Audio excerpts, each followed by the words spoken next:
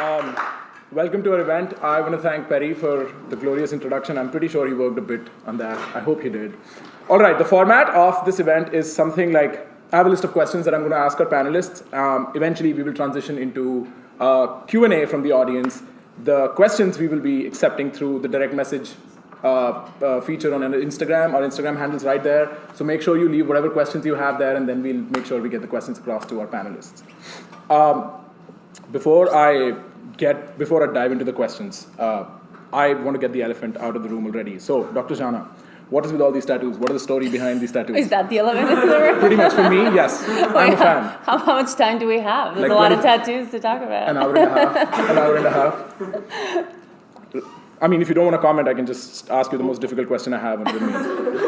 Right. What do you want to know about the tattoos, though? So what's the story? How long have you been getting these tattoos? Why did you get attracted to tattoos as a whole? I got my first one when I was 13. See, that makes sense. I had a fake ID in London. Uh-huh. I was 13, but it said 18. Right. It doesn't exist anymore. Oh, I see. Yeah, I'm sure. Yeah, I covered it up. It was bullshit. Right. There's a reason why teens should not be getting tattoos. Like, really good reason. Yeah. All right. Okay, we're good. So yeah, absolutely, we're there. Now I know. But if you want to know more about my tats, get in touch. I can share all the stories. There's actually a YouTube video of my tattoo story. Right. She also has a very minus the last one. I highly recommend the video. Have you seen the video? Yeah, I've seen the video. Really? Yeah, I've seen the video. So since I asked Dr. Zhana about her tattoos, I'll ask you the first question, Professor Reed. What's the elephant in the room for him, though? That isn't any. Do you have any tattoos? No. Sure. No. Share us a story. No, none of them? No. Oh, I see. If I did have a tattoo, it would be a Radiohead tattoo, though. See, you're a fan. Yeah. Yeah, solid. Anyhow, my first question to you, Professor Reed, is how do you conceptualize a masculine and a feminine nature? Do both sexes have an identifiable inherent nature to them? Do men and women embody one or both? I mean, that's a really difficult question because it's wrought with sort of how you're going to define femininity and masculinity. So from a biological perspective, the men are going to have masculinity by definition and the women are going to have femininity by definition. However, the sex is a biological construct, but the gender is not such a biological. And I'd be interested to hear what you say about this. And I think there can be a lot of variance in terms of masculinity and femininity from the non-biological perspective in men and women. Mm-hmm. So what do you have to say about that?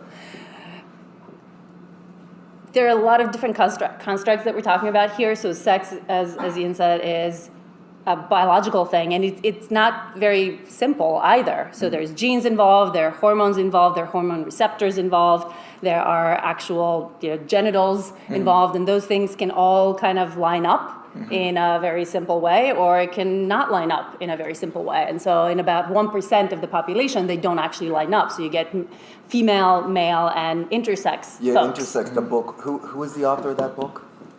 I don't know, I haven't read the book. Okay.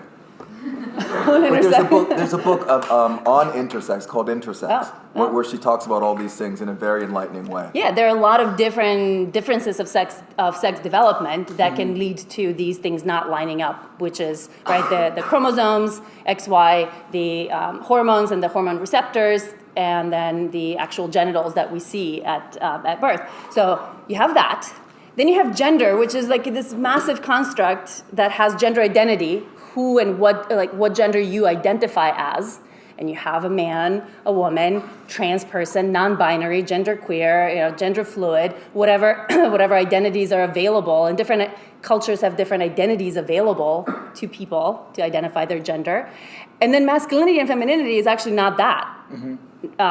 It's more about the kinds of characteristics, behaviors, appearances, personality traits, all of these things that we assign to men, the people who are supposed to be men in our culture, and the people who are supposed to be women. And then if you have other genders, as many cultures have had before we invented trans folks and whatnot, there have been cultures with third genders and fourth genders and fifth genders, and then in those cultures there would have been the gendered expectations and characteristics for those genders, like what were they supposed to look like and behave like and all that. And so the individual masculinity and femininity is to what extent do you identify with some of those norms and rules that are assigned to this. Now, if you were asking like is there an inherent something psychologically, is there like a biological translation of the construct of sex into the domain of behavior and whatnot? Does that happen? Not that I know of, because there's so much variation. I mean, even biologically. We talk about non-binary, but even biologically, there's non-binary. So I think that there's going to be a lot of range of femininity, masculinity across. Right. And I mean, do you agree with that? Yeah, I do. I mean, you have all these traits, right? What are some masculine, feminine traits? What's a masculinity trait that you all think of? Assertiveness. Assertiveness. Yes. What else? Aggression. Competitiveness. Okay. None of these are inherently men, yeah. Right, okay. How about some femininity traits? Passivity. Caring. Awesome. It's all awesome. Receptiveness. Receptiveness. Okay. Right. Intuitiveness. Okay. So these are all human traits that exist in a continuum from people being very, very low on this, on assertiveness or caring, to very, very high. Now, you might have, to some extent, men being on average higher on one of these than women, or women being higher than men on average. But that doesn't make them a masculine or a feminine trait. That's like saying, well, men are taller on average, therefore height is a masculine trait. Like, that's silly. Like, That's brilliant. right? I mean, you have so many people, because these are overlapping distributions. They're not like all men are here on assertiveness and all women are here, and there's no overlap. These are overlapping normal distributions. Right. And so you have lots of women who are more assertive than plenty men, right, yes. and vice versa. Lots of men who are more caring than a lot of women. So that's how I like to think of it. That's brilliant. That's absolutely fine. Yes. Professor Reed, throughout the course of the class that I took with you, and otherwise, whenever I've indulged in research along these lines, I have often come across David Buss's research on attraction.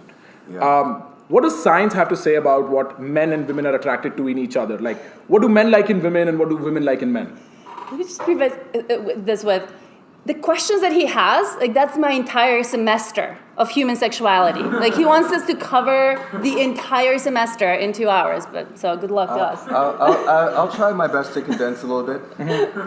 So men and women, and this is from an evolutionary perspective, and one more disclaimer, is that I'm talking about generalities.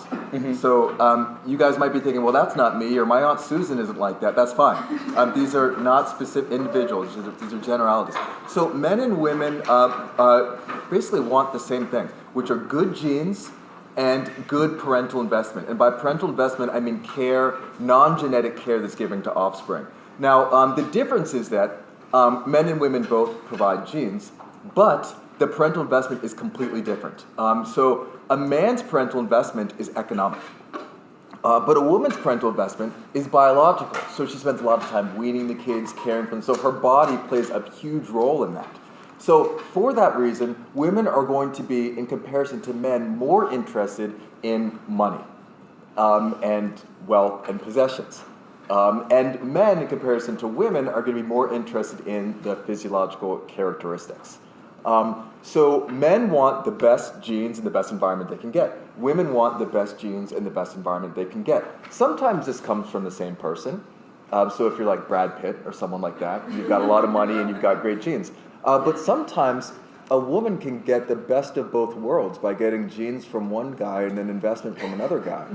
And a man can try to get the best of both worlds too, by getting the investment from one girl and then genes from someone else. And this leads to some mixed reproductive strategies that Buss talks about. So just to recap, both men and women want good genes, good environment, good parental investment, but the parental investment that men and women provide is very different. Men providing more economic parental investment, women providing more physiological parental investment. So that leads to the differences in what people are attracted to. And David Buss has done a bunch of studies, and then Doug Kenrick as well, that showing that I think cross-culture, I think it was in 33 out of 34 studies, women rated financial characteristics more important than men, and then men rated, I think, don't ask me the prevalence, but women rated men rated physiological characteristics And then, I mean, there's a bunch of caveats to that. So it depends upon what you're looking for. Right. So are you looking for a long-term relationship? Because if you're looking for a long-term relationship, then the parental investment means a little bit more. Are you looking for a one-night stand? Because if you're looking for a one-night stand, then you're foregoing parental investment. So that guy better be super hot. Right. So there's all sort of nuances Right. to that. But I think that condenses it down. Yeah. Dr. Zhana, I have a more pointed question. I'm sorry I had to. No, but I thought you were going to say. Yeah, go ahead. I have to provide more of a caveat to this. Right. Well, this is true, right? Men on average in pretty much any country will rate attractiveness, physical attractiveness as more important than women will. And women will rate social status and finances and all that as more important than men will. Mm-hmm. People think that this is the most important thing for everybody. For men, right, it's going to be all attractiveness and it's going to be all financial resources for women. But when you give people this range of traits and things that they're looking for in a partner, actually that's not the first for either gender. It's not attractiveness. It's things like, especially for long-term partners, is things like caring and nice and funny and these things that warmth, personal warmth, things that are going to bode well for having a long-term relationship. So even though there's a gender difference, that gender difference, again, isn't massive. Mm-hmm. Isn't either or, that men want, all they care about is attraction and youth, and women, all they care about is finances. Another thing that makes a big difference is while these are sort of realities of our biology, it also really depends on what kind of culture we live in and how much access to resources women have without men. You create a society where women don't depend on men for the survival of their offspring, mm-hmm. and things shift. So you would say there is no biological predisposition to either then? Well, I mean, of course, there is the very basic difference of men needing to invest, Sperm. 30 seconds, I don't know. I apologize on behalf of all men for that. That's the minimum investment, right, needed by men in terms of biology versus 9 months of pregnancy, 2 months of 2 years, up to 2 years of breastfeeding and whatnot. But if you have a culture in which a woman cannot possibly do all that, mm-hmm. and still on her own, mm-hmm. right, where she needs the male help, then that's very different than if you have a culture like, I don't know, Sweden, mm-hmm. where you have so much support for childcare, right. that you don't necessarily need, and you have access to resources and economic power, mm-hmm. on the side of women. Right. So how that will play out, how these basic biological differences are going to play out in terms of what women and men want, mm-hmm. and are looking for, is going to be very, very much moderated by the society in which they live. Right, okay. If I could just say one more thing. Thank you so much for the clarification, because I didn't mean to give the wrong impression with that. I know, but people often take that away when evolutionary psychologists talk about these gender differences. People think, exactly. They're set in stone when they're not, right? They're set in stone, two, that they are absolute, mm-hmm. as opposed to averages, and Right. The other thing that Zhana said that I want to touch upon was the difference in the reproductive cell size. So men, the universal difference between male and females across species is that males have the cheap, very mobile gametes, inexpensive, whereas females have the expensive, non-mobile gametes. And if a guy donates his sperm, he gets what, like $100 for giving like 1 million of them? Mm-hmm. If a woman donates an egg, she gets like 8,000 for one, mm-hmm. Which just goes to show that women have the scarce resource. So the other generalization is that women are more choosy than men. But again, with all the caveats that Zhana said. Right. Considering everything you said about humor and whatnot, I want to move to sort of like the behavioral strategies that people engage in when they're trying to find mates. So I understand you work with a lot of people, helping them in their sexual domain. What have you observed are some of the behavioral strategies that men and women use to entice mates? For example, the concept of peacocking is commonly understood. But what are the other methods, let's just say, that men and women employ? That's more specific to... Okay, so So I'm not going to answer this personally. Okay. But just one of them is mate choice copying. So I think we talked about this in class, but it's been substantiated in several species that if a man is seen with a good-looking girl doting upon him, then he'll be rated as more attractive than if there was no girl doting upon him presently. However, if he's seen with a homely-looking girl doting upon him, he'll be rated as less attractive than if he's seen alone. Now, I don't think that guys consciously do this, but I think it's an example of a strategy that they might employ, maybe not being completely conscious of it. I don't know if it works the other way for women, but that's just one of many. And then, of course, there's there's signaling. Something like an expensive suit could be a handicap signal. Thank you for that. Thank you for that. That was completely Freudian. Yes, unbelievable. But the idea is if I can afford this suit and still be okay, then I must have or I must have a lot of money, which is another unconscious strategy that people employ. With the mate choice copying, I mean, I did that on my Tinder and Bumble, and women are always like. Now we're getting personal, but women are always like. You said you weren't going to do this. They was like, "Why do you have a picture of you with some girl?" And I'm like, "Look, you swiped right. It works." Snap. Right. Do you want to weigh in on that?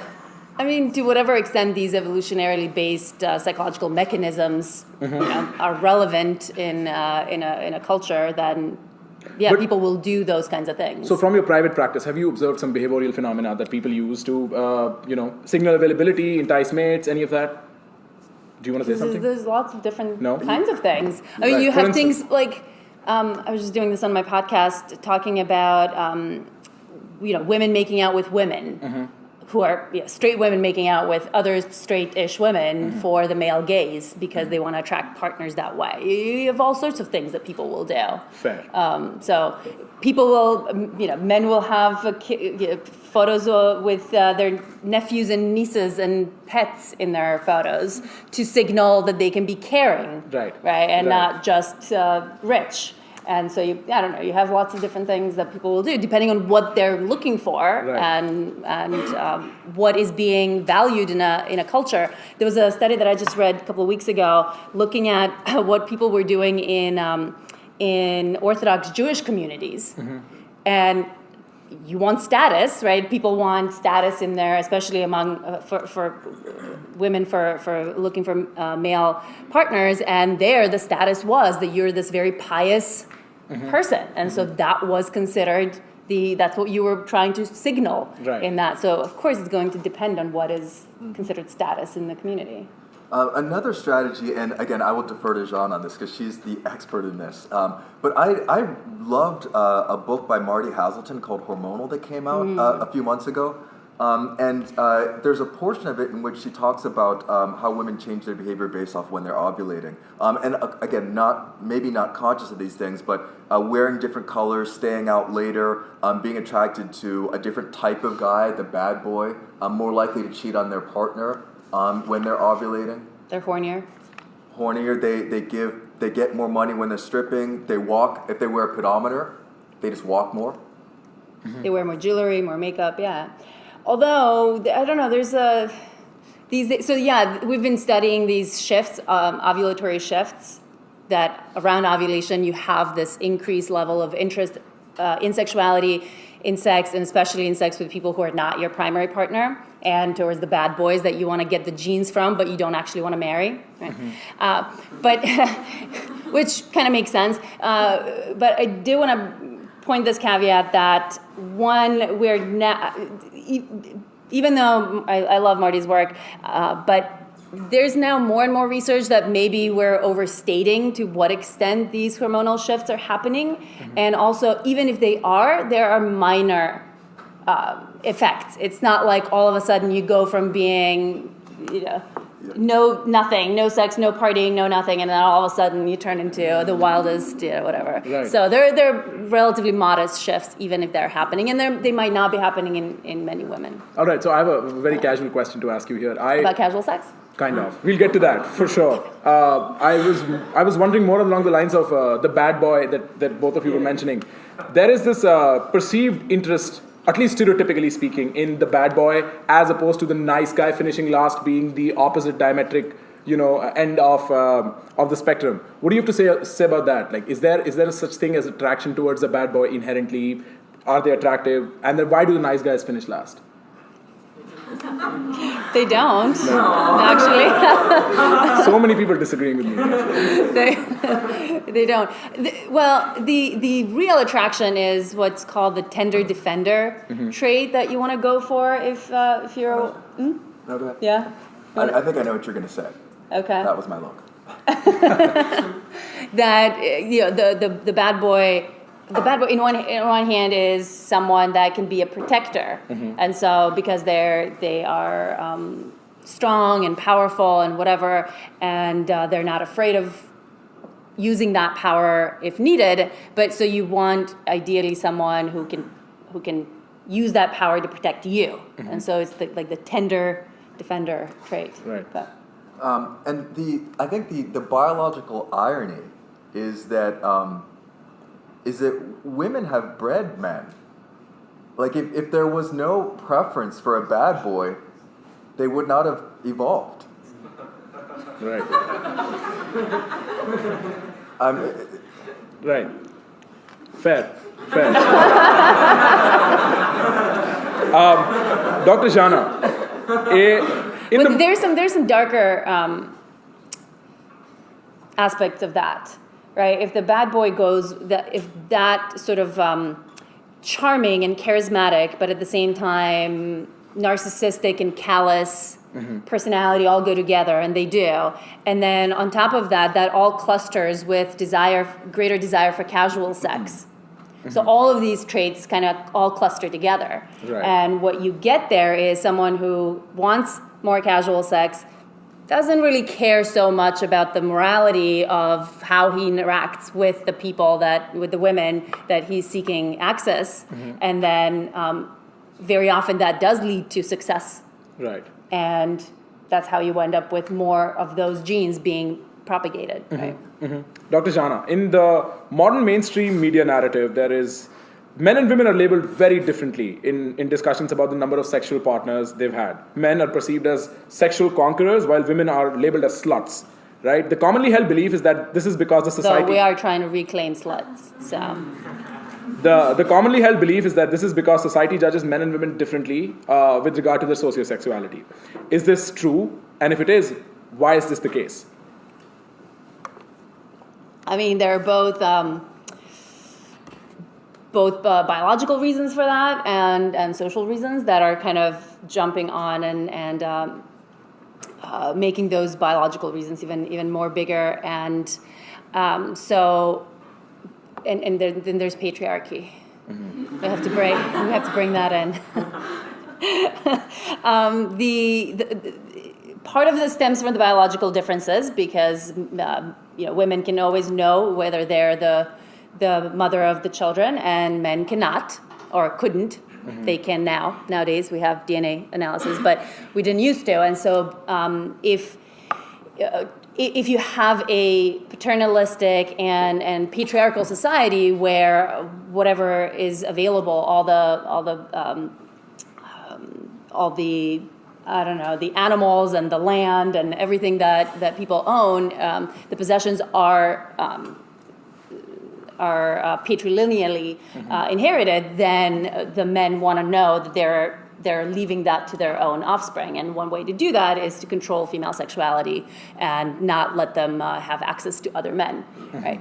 So, and then if you have that kind of culture, you have the creation of the norms to support that sort of behavior. And so then everybody, men and women, take that on, and then you have not just the men wanting to make sure that their wives are chaste and their daughters are chaste, but then you also have other women making sure that that no other women make sex, because then sex becomes sort of a resource, a bargaining chip, one of the few bargaining chips that women have to trade in for love and status and resources. And so the other women then go and make sure that you don't cheapen that Right. one chip you have available in that culture. Right.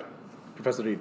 So the worst thing for a guy is to be cuckolded, is to be giving his hard-earned money and resources to a child that's not his. So the woman knows the child is hers because she was there when the child came out of her body, but the guy doesn't really know. So one of the ways that I think that we protected ourselves, I say we as just men, is that women are sort of, if a woman is a slut, that's seen as like a bad thing. That's a risky proposition because we might get cuckolded in that way. Whereas it's not the same for the other sex because the woman doesn't get cuckolded because she knows the kid is hers. But we need to protect against that. Does that make sense? You look confused. Yeah, no, I'm just curious as to, I mean, yeah, the woman knows it's her child, but that still doesn't change that she doesn't know Who the father is? Yeah, so But that doesn't matter. yeah, that doesn't Ultimately, matter she's because investing her time and resources and all that in her own child. yeah, but a man could possibly be investing his resources in a child that's not his.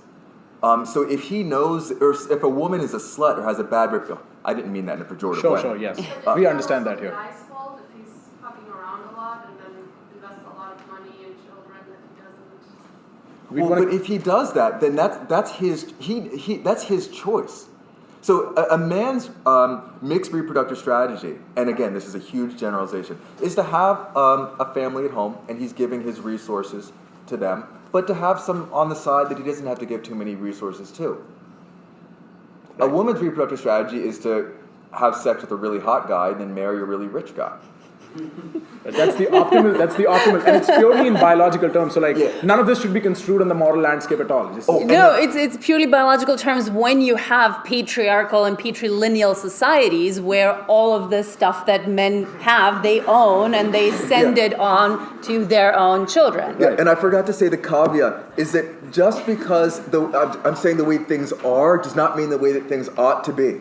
So this is we don't want to make the naturalistic fallacy. The naturalistic fallacy, yes. Right. I appreciate your enthusiasm. There's plenty of things that are natural, like cancer, Right. but are no good. I hate cancer. But just because I'm saying it's natural does not mean that I'm approving of it or I'm saying it's okay to do this or that. At this point, I want to really thank you for your enthusiasm, Professor. Yes, you were saying something? No, but I think it's really important to understand that these ways of, like, these biological realities exist in a specific sociocultural landscape. And if you change that landscape, you change how the cost-benefit analyses of these things play out. So if you have a matrilineal society where the men, and they exist, that's not the norm, that's not what we're all used to, but there are matrilineal societies out there where the women have whatever is available in the society, they own it, the inheritance goes from mother to daughter, and the daughter's family, the daughter's children, and there it becomes irrelevant, right? Whether the woman is having sex with multiple men or not. And in these cultures, that's what you have. You don't have the slut, whatever, conqueror norm. Stereotype, yes. Women are allowed and encouraged to have sex with multiple men. And in fact, in some of these, I mean, a lot of these are obviously pre-modern societies where they had some strange notions about how babies were made. And in some of them, for example, there's this idea called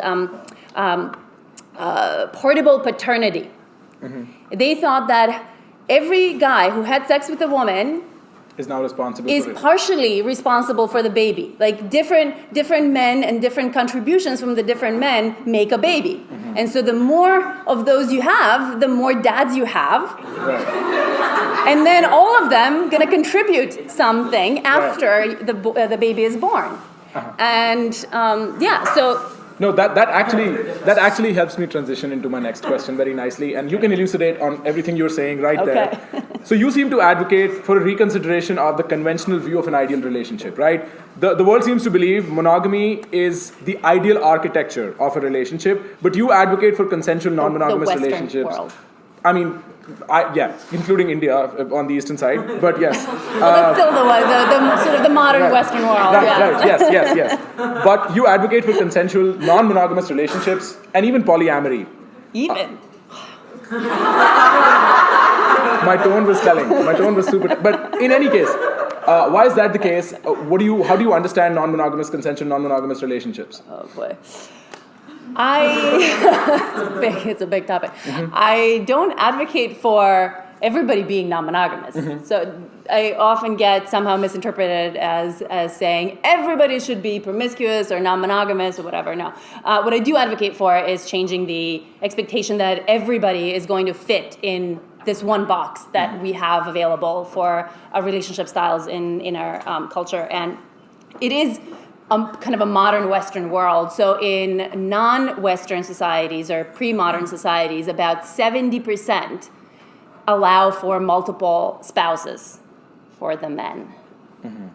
Not really for the women. There's a very low percentage that allow multiple spouses for women, but still. So non-monogamy is something that is very common in terms of sexual behavior, right? In all human societies.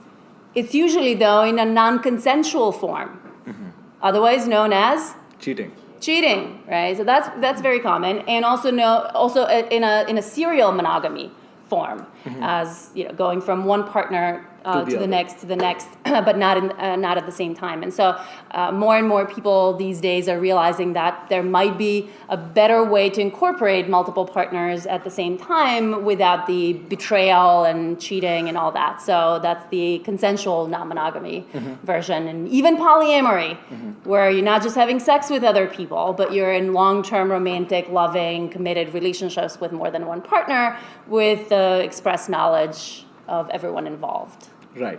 Yes. Professor Reed. But it's not for everyone. Yes, our website quite clearly says one size does not fit all. Professor Reed, she also has the New Yorker and Pornhub right next to each other, which I thought was the most fascinating thing on her website. I do? Yeah, you do. Have you not noticed? It's right where you said the About section is. In any case, Professor Reed, evolutionarily and biologically speaking, and are we predisposed for monogamous relationships or a polygamous society? Like, are we more of a pair bonding or tournament species? Like, how does that work out? That's very different. Those are two different things. But sexual monogamy, pair bonding. I'm going to piggyback on some of the things that you said. So we, our species is not monogamous, but slightly polygynous because of the societal differences that Zhana said. But also because of infidelity and divorce and remarriage. Men are more likely to remarry younger women so they can capture the fertile age. So there's a serial non-monogamy, but I don't mean that in the way that, I mean, like you can have a polygynous relationship serially. I think you guys know what I mean. So we're not a monogamous species, or not perfectly. And that's borne out in women being somewhat choosy and somewhat competitive, and men being somewhat choosy and somewhat competitive. And then there's one more thing that I wanted to say. We're also not entirely promiscuous either. Yeah, we're kind of in between. If you look at across species and some of those indicators that that people will look at, that we look at as, this is indicative of monogamy, this is indicative of polygyny, this is indicative of promiscuity for both genders. We're kind of in between. Yeah. Some of the indicators indicate, okay, we're a little more on the monogamous side, but then other indicators say, but we're not entirely all the way there. Right. And when you ask people, so this is, like, I often get asked that question, like, are humans monogamous or non-monogamous? And to me, that's like asking the question, are humans extroverted or introverted? Well, yeah, some of us are very extroverted, some of us are very introverted, many of us are somewhere in between. And I think we need to think about monogamy and non-monogamy in the same way, as a continuum, that different people will fall along different points of that continuum. And there's not a lot of research on this, but there is a little bit. And when you do ask people, a range of questions around how often they think about other partners aside from the ones that they're with, or want to be with other people, or those kinds of things, like how often they have these thoughts and desires, you see almost a perfect normal distribution. And so figure out where you are, Right. Which, and then find that kind of relationship. Okay. The one thing I wanted to say is that we do have specific adaptations for polygyny, specifically in testes and penis size in our species, which suggests that it's been that way for a while. right. Intuitively, But not just polygyny, also polyandry, with all these behavioral strategies that women engage in. So Yeah. I think mild polygamy on both genders. It's not just, Yeah, so the adaptation doesn't preclude us from having that as well. right. Intuitively, it appears jealousy would be a significant limiting factor in opening up a relationship, right? Conversely, in committed relationships, a significant number of people report fantasizing about someone who is not their partner. How do you explain this paradox, and how does one know which lifestyle is more suited for them? Wait, can I just ask a question? Yeah. The fantasizing, that's more common in men than women. You know, the That's a gender question. difference is Okay. not nearly as large as Okay. people would think. So there was a study of over 4,000 people that Justin Lehmiller, who I adore, he's one of my sex researcher colleagues, friends, he just published a book called Tell Me What You Want, and I highly recommend it, in which he talks about all this massive survey that he did with 4,000 Americans, asking them about their sexual fantasies. And one thing he did was give them just like a whole list of sexual fantasies and said, how often have you had the sexual fantasy? And then he said, what's your favorite one? And Can I just say, asking about fantasies is good because it's not limited by your opportunity. exactly, by behavior or any of the things that might limit your behavior. So fantasy is just like this pure desire that we all have access to. And what do you think was the most common sexual fantasy that people had? Everybody, contribute. It's like, Yep. It's like Family Feud. You've been looking It was forward to threesome. that. It was group sex in general, but threesomes within the group sex category were the number one. And That was bold, because if you would have gotten it wrong,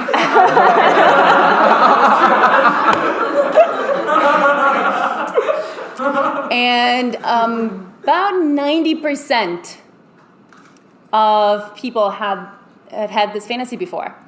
90% of people, and the gender difference was minuscule. It was like 92% of men versus 87% of women, or something like that. So, almost non-existent. And a third of people asked about their favorite sexual fantasy said group sex was their favorite sexual fantasy.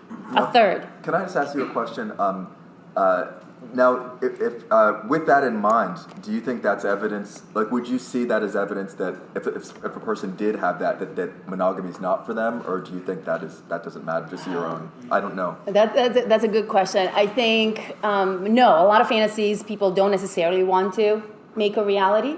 And we have a very kind of vibrant, or many people have very vibrant, vivid fantasy lives that they have no interest in turning into reality. And so it's a big step from I fantasize about this to I actually want to do this in real life to I'm actually doing it in real life. That makes sense. Thank you. Yeah. So no, I don't think just because you fantasize about someone else, I don't think that in and of itself is enough to say, and I should be having an open relationship. That there are a bunch of different steps in between the fantasy and the decision of whether you should or shouldn't, whether this is going to be a good thing for you or not, something that is going to be bringing more joy and pleasure and fun into your life, or far more trouble than it's worth. Right. So, just to get back to what I'd originally intended to ask. Jealousy.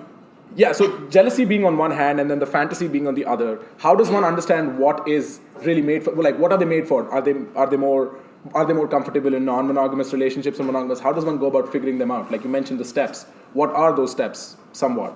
Well, you come to me for coaching for that. We should give out your Instagram afterwards to everybody. I'm actually putting together an online course with all of this stuff, so I don't have to do one-on-one coaching. Right. Because that takes for fucking ever. Well, I mean, there are a lot of different things. So jealousy is actually a good one, because we can have these desires and interests ourselves, but very often we don't really want to acknowledge them with in our partners and don't want to deal with our partners having them. And that comes from a whole host of, jealousy, okay, first I should say, jealousy is a very normal and natural human response to the very real possibility of losing a partner that you're attached to. Right? We form attachment bonds as human species. That's absolutely critical for us to survive and thrive psychologically and physically. And if you feel threatened that you might lose this person, it's a very sort of normal, healthy defense mechanism that you feel jealous and upset if you feel that. So it's perfectly normal, and that's why people feel it. Again, though, it comes as a continuum. It's a normal distribution, with some people being a lot more jealous in general and some people being a lot less jealous. And the people who, that's one of those great questions that you should be asking yourself, okay, where do I stand on this particular continuum? Like, you might be someone who is fantasizing about threesomes and orgies and whatnot all the time, but at the same time, if you're someone who's extremely jealous and triggered by their partner being with somebody else, then that might not be the best scenario for you to have an open relationship. There's a fellow named Jeffrey Miller. You probably know him. But he'd done a recent podcast on, I think, with Sam Harris, where he had talked about and Howard Stern. And I haven't heard that one, but he had talked about how in people's minds. Joe Rogan, actually. I think he went on Joe Rogan. Oh, wow, did you hear that too? Yeah. He's a wonderful scientist. Yeah. But he sometimes gets himself in trouble. Yeah, but he had said that, and correct me if I'm wrong, but that people have this idea that this feeling of jealousy is just the worst thing that precludes people from, that would normally like to be in a different relationship, that stops them from doing that. And he said people should try that and see if they could get over that. I don't want to misquote him, but is that similar to what? Yeah, jealousy is an interesting emotion. So we have lots of different emotions that we don't necessarily allow to lead our lives and determine our behaviors. So, I don't know, people get you angry every now and then, and you really want to punch them in the face. But most of the time, we don't go around punching people in the face who we want to punch in the face for other reasons, right? We find ways to deal with that anger that does not include punching anyone in the face. And yet with jealousy, we have this notion that the minute we feel jealousy, we have to act in a way that whatever is causing a jealousy has to stop happening, that if our partner is causing that, it must immediately stop, and then even to the point of it being okay to have these angry outbursts. There's still laws on the books in many countries where if a husband kills his wife because he catches her cheating on him, he does not go to jail. I don't know if you're aware of this, but that's still in the books in like Jordan and I don't know, a couple of other Muslim countries. That's fucking insane. It's an emotion and we can control it. And so I think it's a good thing to try and overcome it. Now, of course, we have different triggers of our jealousy. We have different abilities to deal with that. And I'm not saying that everyone has to get to the point of wanting their partners to be having sex right in front of them with whoever, whenever, and however. But yes, there's definitely a lot that we can do in terms of how we handle jealousy when it comes up. Right. There's a... Can you DM us the question at that handle and we'll get it afterwards? You don't have Instagram. Hey, Perry, can you get the question off of her? He's going to get the question off of you. I have found, Dr. Zhana, at least to my very sexually primitive Indian mind, that the media of the 90s and the 2000s really pushed the envelope for sex positivity by glorifying the hookup culture, right? In India? Oh, everywhere.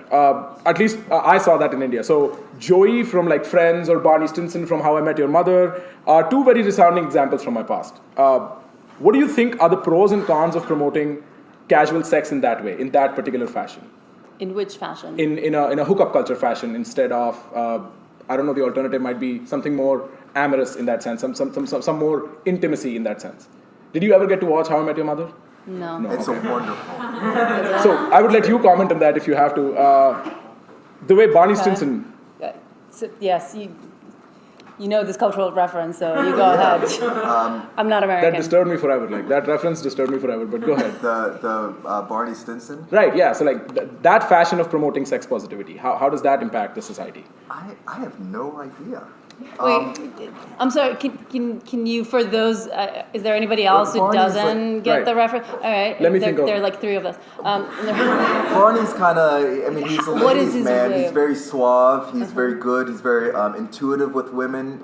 Okay. You know, he That's once had- absolutely the opposite of what I saw him being. But for sure. Are you watching the same show? Yeah, I mean, he has a way with women. He's Right. he's an attractive, good-looking, well-dressed, intelligent, wealthy guy Okay. that women seem to like. Right. And he just goes. He goes after like one-night stands. He once had sex with Non-stop, like and that seven too. women. Like, so the idea is Okay. like just massively serialized one-night stands, right? So Okay. in that sense, when you push the envelope of casual sex in a serialized one-night stand kind of a model, what are the pros and cons of that? I mean, I'm going to give a rudimentary answer, but Right. the pros is that seem obviously. Please don't judge me. Right. Is the fun associated with it? I'm judging you. I mean, it'd probably be a lot of fun. Right. Do you think it would be a lot of fun for you?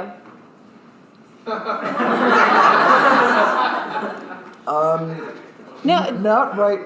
Well, no. No. Okay. So- Really? Are you man? You sure? Yeah. And not all men think that would be fun. Well, some might. For me, it wouldn't be fun because I would be a nervous wreck, and I love my girlfriend very much. Let me ask a more pointed question to that. No. But this Go ahead. wasn't about Ian necessarily. But people do have this notion that all men think that this would be amazing and want to do that, and then all women don't want to do that, and it's bullshit. Like, we have nationally representative data from recently, from like I think a 2015 study that asked men and women in the U.S., adults 18 plus, how appealing is sex with a stranger, like a one-night stand with a stranger. How appealing is that to you? The majority of men and women said not at all. Of men and women and men said not at all. Right. So it's like this is not something that all men think is fun. Some people think is fun, women as well as men. So it's really about what works for you. And we're not getting at how to figure that out, right? Because that we have to approach you for later on. No, we can certainly talk about some of those things, but there is sociosexuality, interest in casual sex is another thing, another trait that is normally distributed. Right. Normally distributed in men, not so sure about women. It might be a little skewed toward the restricted end of the spectrum, toward less interested in casual sex for women. But there's still plenty of us, myself included, who are all the way on the other end of the unrestricted High five. end of the spectrum. High five. Someone's happy about that. Good. But in men, it's almost perfectly normally distributed, and that means that some people really find sex with someone that they don't know very well, they don't have an emotional connection with, romantic attachment, and all of those things, that find that fun, and other people don't find it fun. They might find it nerve-wracking. For some of us, right, the novelty is really exciting. For other people, novelty is frightening. For some people, they can get pleasure, physical, sexual pleasure very easily. Other people can't. They need to really know the person and all that. Some people are very good at saying what they want and giving both yeses and nos very clearly. Other people are not very good at that, or don't necessarily even know what they want. And so casual sex is going to be a lot more pleasurable if you know what you want, if you know how to get it, and don't have a problem making that very obvious. There are also sorts of other things around catching feelings when you don't want to catch feelings for people. Things around social stigma and how much is that going to hurt you or not hurt you. Stuff around sexual health and to what extent some people get very anxious and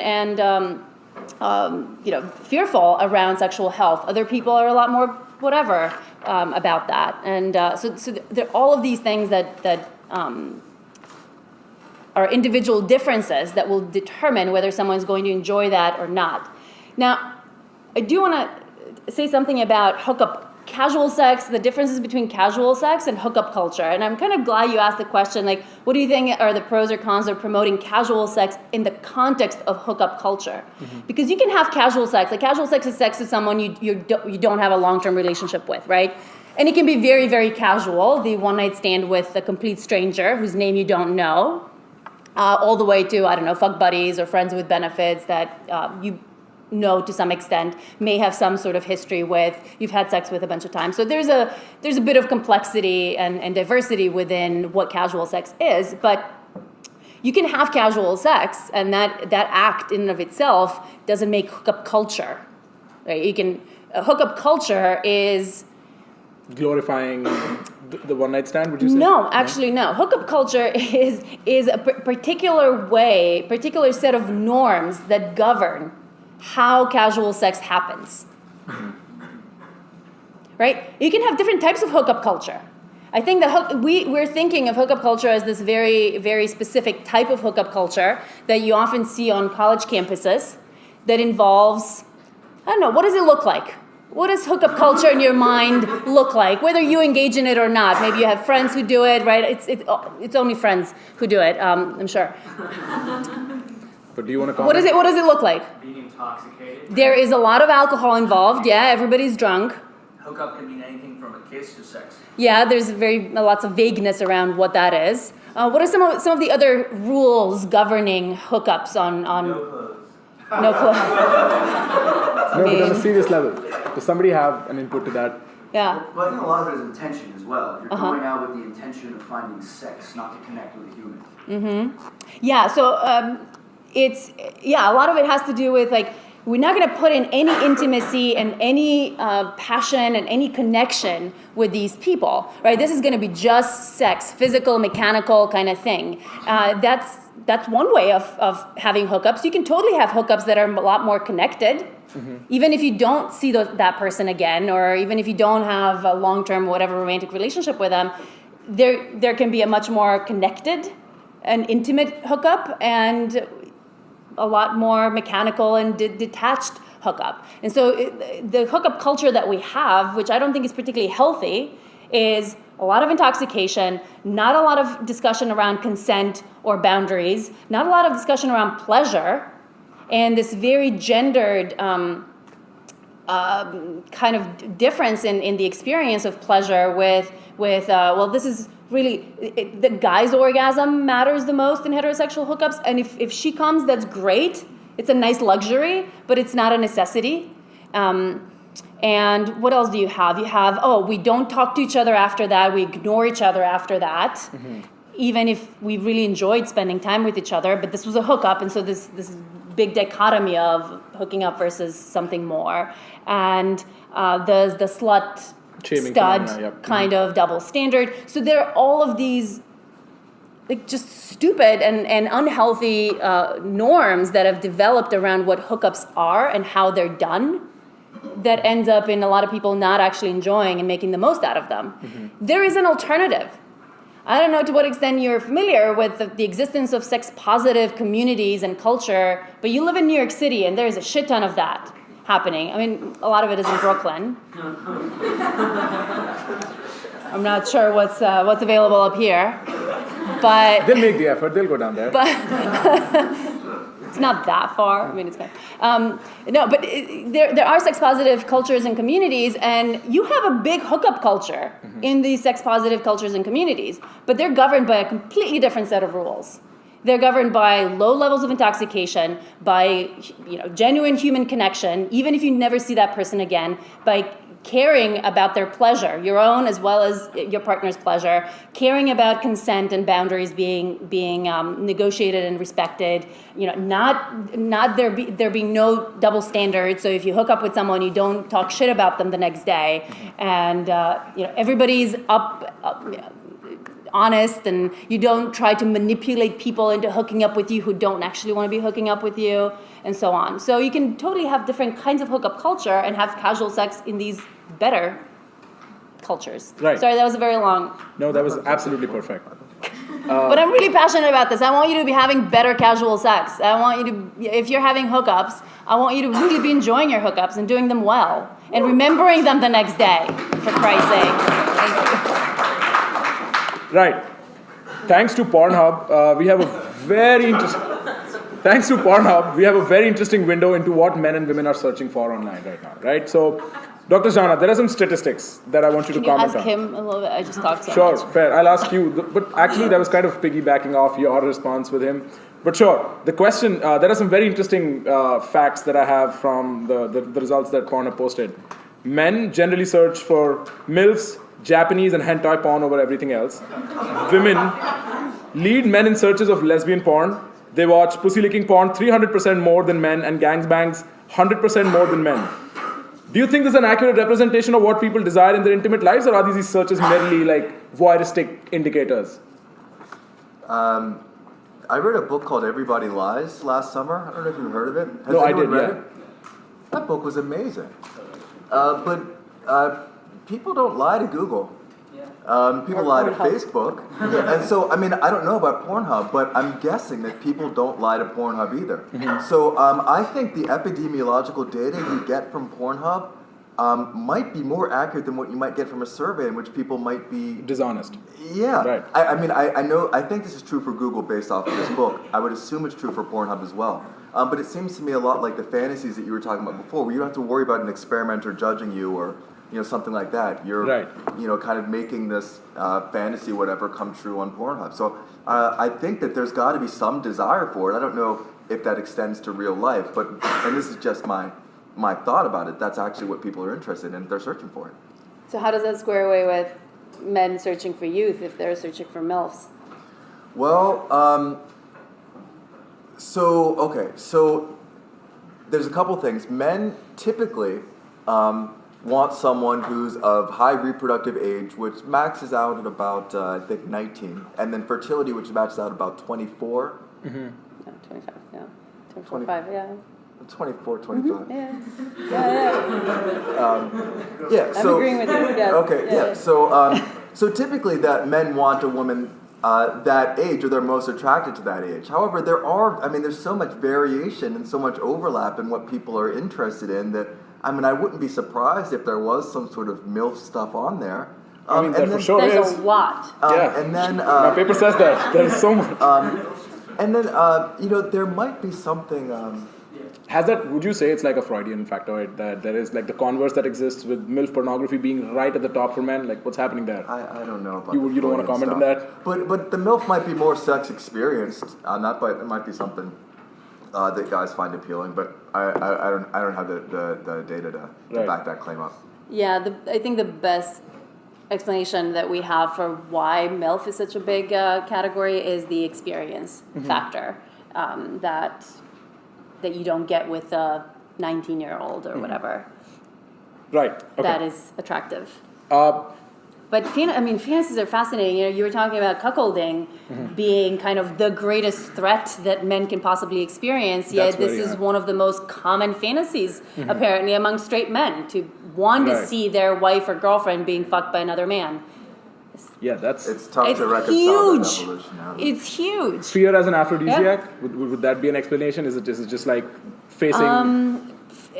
We don't really have a very I mean, good that'd be the explanation. best We guess, think right? competition. It might have to do with Instigate, competition. right. But what is the nature of kinks? Like, where do kinks come from? Is it a factor of exposure to a particular kind of porn? Is it childhood trauma? Is it taboos? Is there an organic cause? How do I understand kinks? Seriously, an entire semester Let's do it. worth of shit. I have no idea. But my thought was that it would probably be just some genetic noise. So we actually have some data on, depends on what kinds of kinks we're talking about. There are some specific, some more fetishes like, so fetish, people will use fetish in two very different ways. A very broad kind of definition, which is anything kinky, right? But also fetish can mean something a lot more specific, interest in sexual arousal and interest in a particular type of non-genital body part or body fluid or like an object of some sort. So contrast it to things like interest in domination, submission, interest in sadism, masochism, interest in bondage, interest in discipline. Like none of these things are fetish specific, defined in a more narrow way. And so there's actually evidence that fetishes in particular are probably conditioned early on. There's some learning that happens, and it is probably because whatever this object or fluid or whatever it is got paired up with sexual arousal early on or sexual reward, like an orgasm. Like, I don't know, you're jerking off in your grandmother's closet, and Next thing you know. there was this, I don't know, a fur coat next to it, or in it, that was rubbing against you while you were masturbating, and that got paired up with the arousal, Right. and for a fetish was born. So there is some evidence that this exists, that this specifically fetishes. But some of the other things like just general domination, submission, and sadism, masochism, it's probably genetic Noise. differences Right. between people, because we all have these desires to some extent to both kind of be in control and be taken care of and doing things that are dominant outside the bedroom, and so for some people that spills over in the bedroom or aggressive or whatever, and then you all also have the need to some extent to be taken care of and being relinquishing control and being told what to do. Right. And different people will have these to different extents. Right. And some people will have more of only one and very little of the other. Some people might have both needs to a pretty high degree. So when you say early on, just as a follow-up, what is like the scientific data on what is early on exactly when it comes to this? We have no idea. it depends. Because I imagine like pornographic exposure at a very early age, and in the dark corners that porn is, like free porn gets to, it could be extremely counterproductive as well, right? Counterproductive. That's the safest word I could think of. I don't know. I mean, most of the people who nowadays have some of these fetishes, they didn't necessarily grow up with the internet porn that we have today. So Right. I don't know to what extent that access to that, but these are more these individual experiences that people had with different things, like being spanked because you were masturbating and then you were still aroused, and or maybe even you had kind of an unintentional orgasm while that was happening, and those two things get paired up in your brain. It's classical or operant conditioning. Right, yes. Yeah, It's it Pavlovian It's as so hell. funny to me for some reason. Why is that so funny? I saw you laughing at that I one know. joke that I cracked, and you could not stop. The 15-year-old boy in me just. Anywho, Dr. But there is no, thus far, there's no, you asked, trauma, and there are a bunch of studies at this point, maybe 5 or so. I mean, not that many, I guess. But we have about 4 or 5 studies looking at sexual trauma in childhood and sexual trauma in adulthood, and neither of those seems to be related to interest in kink. So there's just as many people who are sexually abused as children or adults and the people who are kinky, and as there are among the people who aren't kinky. So that doesn't seem to be Right. a driver of that behavior. The Although sometimes people who have experienced different kinds of trauma, especially sexual trauma, may find kink a way to work through that trauma, to kind of relive that experience when they have control. Right. And so that is sometimes The case as well. The case, yeah, but it's not like they're more likely to be interested in kink because of that. On a more personal note, the studies that you mentioned, are they published usually in psychology journals, or is there like a specific journal focusing on? Why is this on a more personal level? Because I want to know more than everybody else. I'm assuming. They're mostly in psych and sexuality specific journals, Right. yeah. Okay, fair. Dr. Zhana, one look at your Instagram seems to indicate that there is far more to the female orgasm than meets the eye. Can you explain the idea that orgasming might be something you can practice and learn? Yes, absolutely. Orgasm can definitely be learned. Can you help us understand how that? Give us a few pointers. I mean, men learn how to orgasm too. Really? Yeah, it might be a happened to long me. time ago, so you don't remember. I was like 11, I just learned it by myself. Right. Yeah, I mean, sometimes it happens sort of the first time you intentionally try to touch your penis, but often it doesn't happen right away. You kind of have to figure it out. I mean, I don't know, is that too personal to ask? How many of you had to kind of figure it out in a few times? Yeah, it took a minute. Yeah, so Dishonest but there's such big differences in how much contact men and women have with their genitals on a daily basis. Right, men touch their penises all the time, every day. You pee, you have to hold it in your hand, whereas women don't have to do that with their vulvas and vaginas. And so very often women have no contact at all whatsoever. They've never looked at it, they've never really touched it, they don't know what's going on there. That's completely like dark, mysterious space, cave.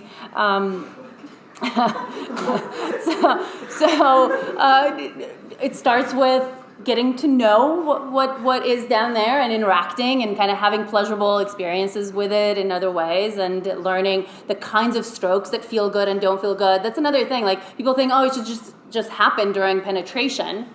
But yeah, for people with penises, because the type of stimulation that you provide during penetration is the exact kind of stimulation that penises need to have an orgasm. That's not the case with vaginas and vulvas. Right? Penetration in and of itself is not going to lead to an orgasm. You have to interact with the clitoris. So, and most people don't.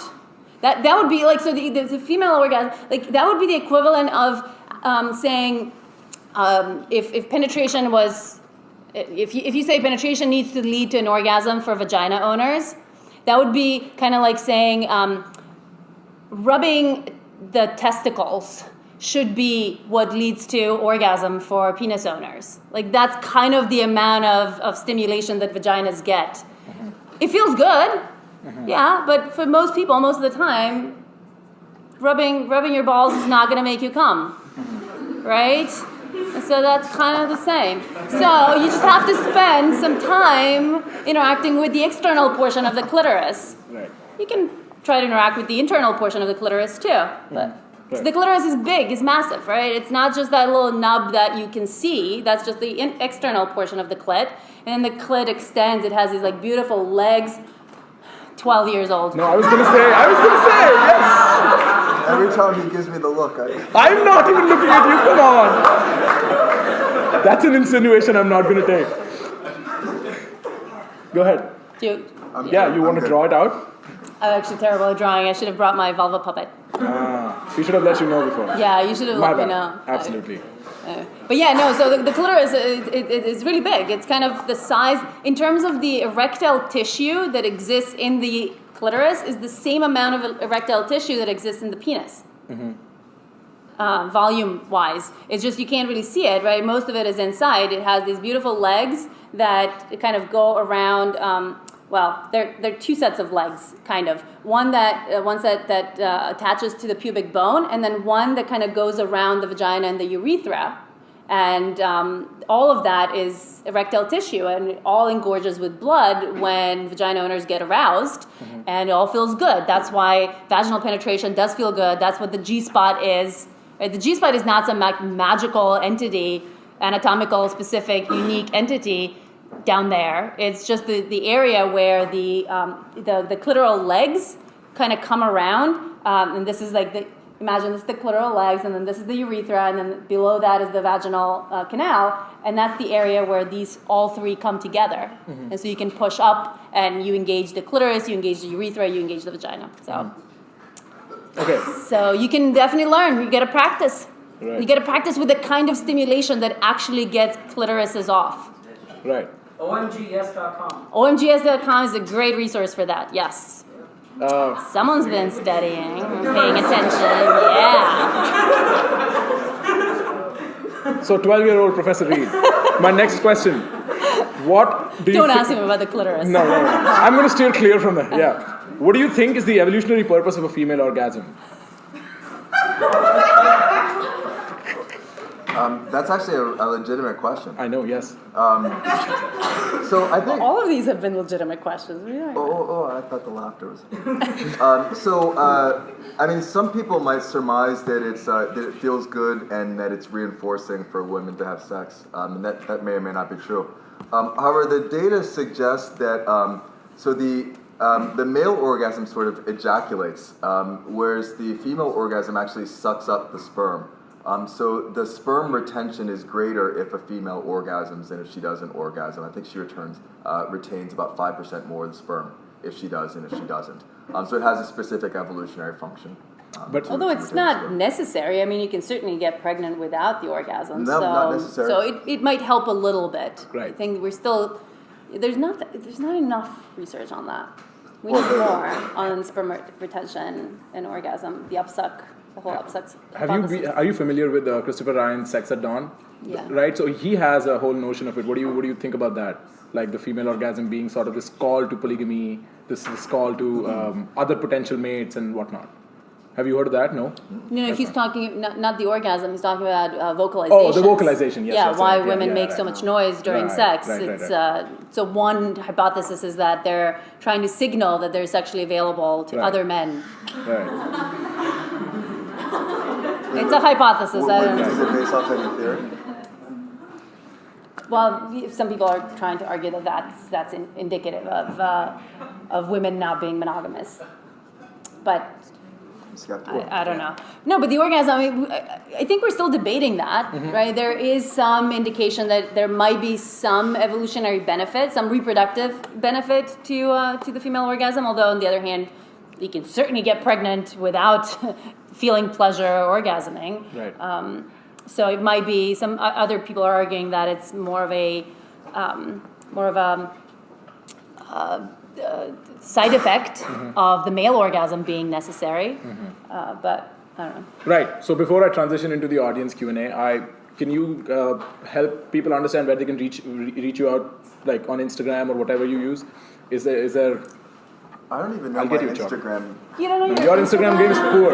Ian, your Instagram game is super poor. I know. You need to up that. But you have a website, right? Yeah, it's lawrenceianreed.net. We're not for profit. Hey, Perry, do the question. I'm at Dr. Zhana On WhatsApp? everywhere. DrZhana.com, Dr. Zhana on Twitter, Instagram, Facebook. I got a Twitter too, but I don't tweet. I don't want to get in trouble because Twitter never dies. You can't erase the internet. You'll get in trouble. Yeah, I don't want to get fired for something. Right. I have some really interesting questions. This question's to the both of you. How would you explain declining rates of sex in millennials and Gen Z in the wake of sex positivity? Wait, is that a thing? The rates of sex are going down? Yep. Yeah. I didn't even know that. Maybe it has to do with the sort of safe spaces and sort of. What do you mean? I hate to use the word the coddling. That's what Jonathan Haidt does. Yeah, I love that guy. But maybe sort of fear tactic. But that's just a wild guess. Right. Zhana, you might. I think we're still trying to figure it out, honestly.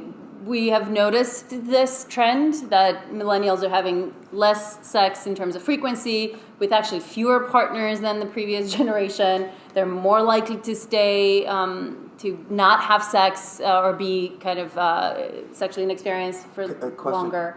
Do you know, by millennials, what age ranges? 81, I know because I'm the oldest millennial. 81 to 95. To 94? Yeah, 80 to 94. 80 to 94? 95, 94. Yeah. So like mid-90s, beginning of 80s to mid-90s is the range, roughly. Right. So you fit that. I was born in 80. I'm a... 80, then you're the oldest millennial then. Okay. Right. I don't know. Yeah, I can't answer that question yet because there's so many different factors that could be contributing to this, and different theories have been put forth, and I don't think we have good data yet to answer it. Some of the possible explanations are that now that we have more freedom to do whatever we want, the people who don't want to have sex Are settling in. are also not having, don't feel the pressure to have sex, whereas in some previous years you might have felt pressure to get married and have sex with that partner. There is something around I don't know, millennials being too busy with careers and They're living travel. at home more often, aren't they? They're too? living at home more often, so there's not as much availability. The apps and porn being available as they are, they can often serve the purpose of not having to go out and actually interact with human beings. They can meet some of the sexual needs that people have, and not just sexual needs, the swiping, the matching, that can have a really nice, they can meet the need for desirability. Like, someone likes me, Right. and that's good enough. I don't have to go out and spend money and time and all that. So I don't know, There's a variety of there's factors. a variety of factors, Right. and probably all of those are contributing to some extent. Right. Professor Reed, I remember when I took the class with you, you spoke a bunch about the online dating profile and how there is things that you can do. And so I have a question with regard to that. If such sexual attraction can be somewhat quantified, how do I improve my online dating life? So this is I've online dated I've been on hundreds of online dates. Spent so much money. That's a fact.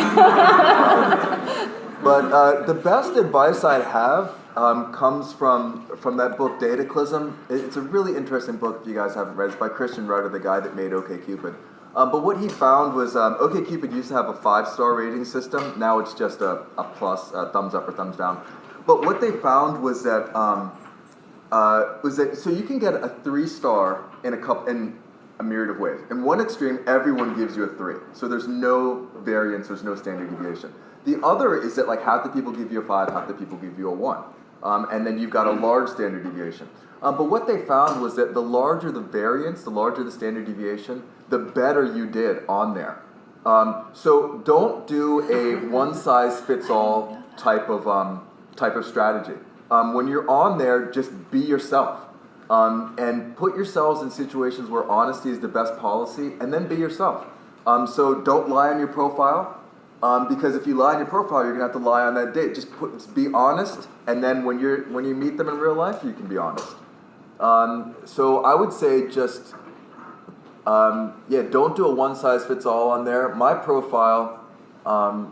So some people are going to love you, and some people are going to hate you, and let them do it. You want the people who are going to hate you to hate you, and you want the people that are going to love you to love you. So I mean, everything on there that I felt was embarrassing, I just put on there. So like all so I mean, I love to play video games. That's not I don't think many women find that attractive. But I put that on. Stereotype. They totally do. Why? I You haven't met any? I Is that what you're saying? Yeah, well, so I mean, I have like all. Women play video games almost as much as men do. Yeah, I mean, this is yes. So, anyways, I put the Mario Kart on there. Mm-hmm. Right. And my girlfriend was like, I liked it up until that Mario Kart part. But yeah, anyways, just be yourself. That's what I would do. That's the best advice. Do you have something to weigh in on that?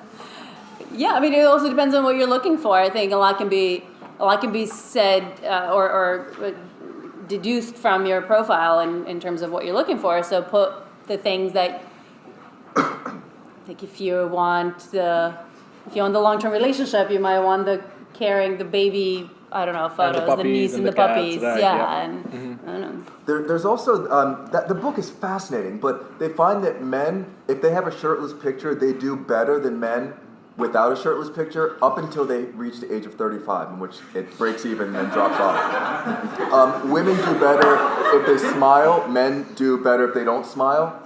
And then women do better if they show cleavage. But these are, again, general strategies. So take that as just a general strategy. It may not work for you and may not work for the person you're looking for. Right. There's somebody who really researched their question. So Dr. Reed describes in his research that women are more adapted to read nonverbal behavioral cues because of... Do you? Oh. Well, yeah, women are, they're more expressive, and they're more likely to glean information. They're better at gleaning information from someone's face. Right, because of their propensity to gauge the need of their the general explanation of their offspring through their facial expression and other nonverbal cues, right? Okay, I don't know if that's true.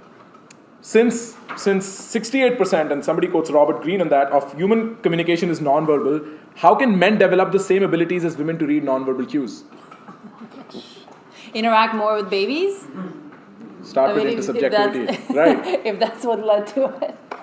No, but I think, I don't know, I want to hear what Ian has to say, but I do want to say that I think we would all benefit from being better at nonverbal communication. And I hear a lot of this, obviously, in the context of sex, that nowadays everyone's pushing for consent has to be verbal, it has to be verbal, it has to be verbal. And I'm sorry, but that's just not the reality. That's not how sex happens. It's not, and it's never going to. And we have to get better in reading nonverbal signs and sharing nonverbal signs, both giving and receiving. And so, got to get better at it. Right. I had a question just to that I had to skip because there was no time. But Oh. thanks for saying that. Yes. Flirting is something that is very difficult for people. For some people comes intuitively. They can do it. They're very intuitive. They can get. Some people it's very, very, very difficult. I'm one of the people where it's really, really difficult for me. And you said how do you get better at judging those facial expressions? I mean, the way that I judge facial expressions is in a completely non-intuitive way, in that every muscle is given a number and a level of intensity. Do you really and that's do how that? I do. Yeah. But I don't intuitively. I mean, I do it at work. I don't do it interpersonally. Oh, fair. At work, Interpersonally, yes, of course. interpersonally, I'm no No, because good. he studies that. For a second, I was like, I was like, really? Yeah. You go on a date and you're like, like okay, one, okay. no, No. ordinal or cardinal. I don't know. I'm not sure. But I think, and there have been times when I think people have flirted with me, and I did not get it at the time, and 10 years later, I was like, Damn, I missed out. Huh?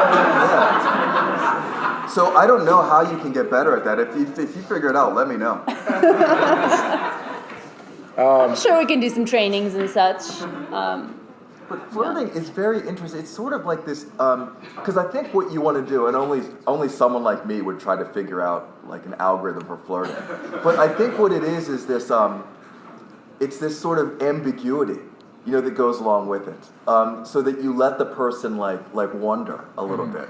If I, that could be, is Ian does he have that kind of Is he just personality, friendly? or Yeah, is he- right. So I think that ambiguity, I think it has a lot of that in common. But maybe I'll do a study on it one day. For sure, let me know. I'd be more than happy to assist you with that. Dr. Zhana. But there are definitely Right. some things that you can learn and share with people around flirting and all that, like smiles and eye contact, and slowly kind of building that into a dance, as opposed to you don't just come up to people and grab them by the pussy unless you're the president and you can get away with it. But that's not how you slowly work it up.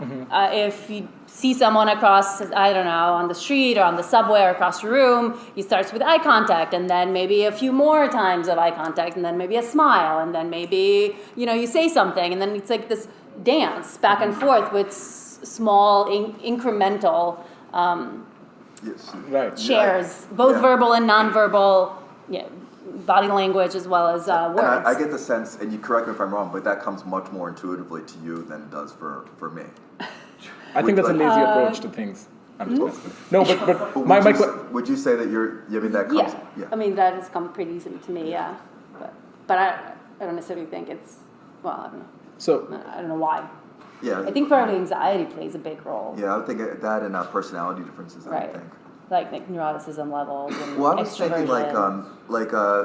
those people that are more kind of robotronic like myself are less not as good with improvisation. So it's I'm a man with a plan. Right. Right. So. right, so given that you are admittedly better than him at flirting, if I was to see somebody cute on the subway or the street, and I would definitely not defer it to meeting them sometime again and over, how would you say would I approach them and, spark On the interest? subway? Say, yeah, for instance.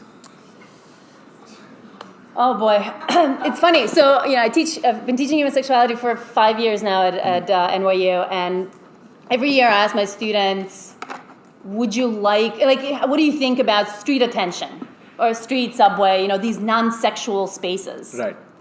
Because right now I think we've gotten to the point of kind of having flirting being only available or only acceptable in designated flirting zones. Like a bar or something? Bar, Yeah. club, and online. And in any of these other spaces like work, school, street, I don't know, coffee shop, library, all these places are becoming more and more like no-go zones as far as flirting goes. Unless you already know each other and you're on the way to flirting already. But do not approach strangers. And I'm actually seeing that with my students because more and more of them say, under no circumstances do I want people approaching me in these non-sexual spaces. Whereas 5 years ago, I don't know, like more of them will be like, yeah, I can totally see that being okay. So I think there's a lot of cultural shift in that direction. Shift, and so you have to be cognizant of where you are and who the people are and to what extent that might be acceptable behavior, right? To begin with, just in general in the social context, but then, you know, you have to establish eye contact. Right. And I've picked up people on the subway, like a lot. I totally believe you. Yeah, it's doable. Right. It's totally doable. Right. But you have to establish eye contact. Right, that's one. And A what's couple two? of times. Oh, a couple right? of times. A couple of times. It's Right. not just once, right? You kind of have to have your eyes meet a couple of times. Then there's got to be a smile. There has to be a smile. Right, At least two. right. And then someone has to make that first move to go up and say something. Whether you give them your card, Oh my whether God. you ask for a number, whether Right. you get off their stop and even though it's not your stop, and then chat them up. And Right. if you're close to them, like it depends, right? If you're sitting kind of close, far, it's one thing. But if you're kind of close, then you can say something that's in the context of whatever's happening. Oh, it's so crowded. Oh, it's so Right. hot. Oh, this crazy person. I don't know, whatever. Something that's relevant. So. Okay. But you have to be very careful that it's that reciprocal dance, Yeah, right? it's a You very can't thin just line. You can't go in with a plan. You have to be. Yeah. You have to I mean, you have to. Yeah, You you have have to to- go with the flow and. Right. and continually read their signals. Yeah. Right. Right. Back off if you need to. I can't do that. Right. You can't Yeah. do that? It's No. it's So you literally a wouldn't dance. even try? Well, I mean, I kind of just go in, with a premeditated kind of Yeah, you want to share that with us? Well, I mean, the only time that I've successfully picked up a woman is it was over in Cambridge. It was at Harvard Square, and I walked by her, and she was looking at one of those chalkboard menus. So I asked her, I was like, "Are you hungry?"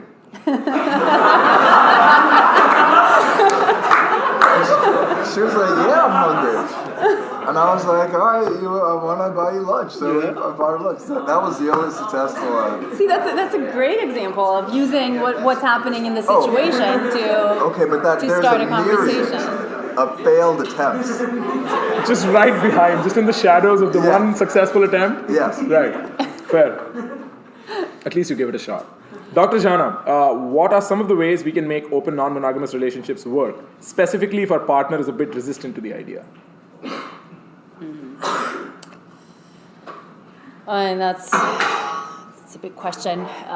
You said the communication earlier. I mean, communication, obviously, but if you have a partner who's not interested in that, you can't sort of force it on them. You might have to make a decision that, okay, either I have to agree to monogamy with this person, or I have to find another partner who is open to non-monogamy. So they might not be open to changing their minds. If they are, though, there are certainly ways of bringing it up and giving them more information, because a lot of the time people are not open to that because they have all these myths around non-monogamy that are inaccurate, and so you want to bust those myths in whatever way you can, whether it's by letting them, I don't know, listen to podcasts or watch or read something, or go to a workshop on non-monogamy, or connect with some poly community where they can get to meet other people and talk about those kinds of things. So, and wherever you are in that process of opening up, connecting to a poly community is absolutely critical for success, so that you have both information and social support. But yeah, communication is huge. Right. Going slow with kind of how you open up, being cognizant of the fact that there's so many ways to be open, so many different ways in terms of who you can have sex with and when, under what circumstances, and what you disclose beforehand and afterwards, and all these different ways. And so even if you both want to be open in general, that doesn't mean you want to be open in the exact same way. And it's this iterative process of figuring out what works and what doesn't work. And so you kind of have to have some level of flexibility around whatever rules you set. You have to set some rules and agreements, but then you kind of also have to be a little flexible around them, and you have to constantly communicate to see if it's working out or not working out. And then make sure that those moments of jealousy and insecurity that are going to come up are being handled well, and provide lots of reassurance to your partner that you're committed to them and that you love them, and that you're not trying to leave them, because that's the main fear is I'm losing you. Yeah, that the clinician in me would say, just make sure that your judgments don't cascade, that evening when your partner's away, because it's easy for your mind to wander. You want to stop that before it wanders. Right, so that's if you're going on separate dates or something, or you're staying home. Some people will not actually stay home. Again, it's really about knowing yourself and what works. If you have an open relationship where one person can go, you can have dates separately, because some people don't have that. You can have an open relationship where you only see other people together in the context of threesomes and foursomes and sex parties and whatnot. Because for some people that's easier to handle than staying home and thinking, what's my partner doing with somebody else? For other people, that's much easier. For them, the trigger is seeing something happening, seeing my partner engaging with other people. Like, that's more triggering, so I don't want to do that, but you go off on your own, and then I will do something fun, or I'll try to have a date at the same time, or I'll go and hang out with friends, or I'll do something else that is going to keep my mind off of it. So, have you heard of Aubrey Marcus? Whitney, his girlfriend just recently friended me on Instagram, said we should do something together. Fair. I don't think sexual. I think collaborate. Nobody. I mean, I wouldn't say no to that though. Right? Jeez. Yeah. Oh, I haven't. Damn, but both of them.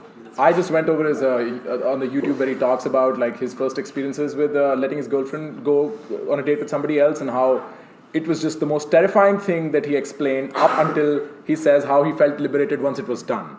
Right, so that was one of my first experiences with the concept and the idea, and I was just like, yeah, I think the two of them are great talking about what this feels like and looks like, especially from the point of view of someone who's perceived as super alpha male. And I think a lot of guys, in particular in heterosexual relationships, there's a lot of that, like possessiveness and ego wrapped up in, oh my God, my wife or my girlfriend, my woman gets fucked by other men. I think that is really triggering, and so, or that's for pussy guys, and whatever. Yeah. And to have this paragon of masculinity in every possible way, physical and psychological and sexual, that we associate with what masculinity is, to talk about so vulnerably about this process, I think is really, it's really good. There's a sort of a developmental question that I have. Dr. Zhana, how much of your sexual beliefs and behavior are dictated by your upbringing? And can you redefine them? 40%. And the rest of them, can you redefine the rest of them? Like, how would you say if I wanted to raise a very sex positive child, right? And is that possible through just conditioning, or is it more the exterior world? How would you suggest I do that? So there is we're all a mix of genetics and upbringing to some extent, and pretty much all of these things are to some extent heritable, and then to some extent under the influence of upbringing. Things like values, like what we think is right or wrong, people might think that's all upbringing. Depends on what kind of environment you grew up in, but not quite. Even values tend to have, I don't know, something like 30 or 40% heritability, right? Something like that. I didn't think it was that high. 50-50, even for values? Yeah, but I thought values is a little lower than, say, desires, like cravings or that kind of stuff. But yeah. Right. I don't know. It could be as high as 50%.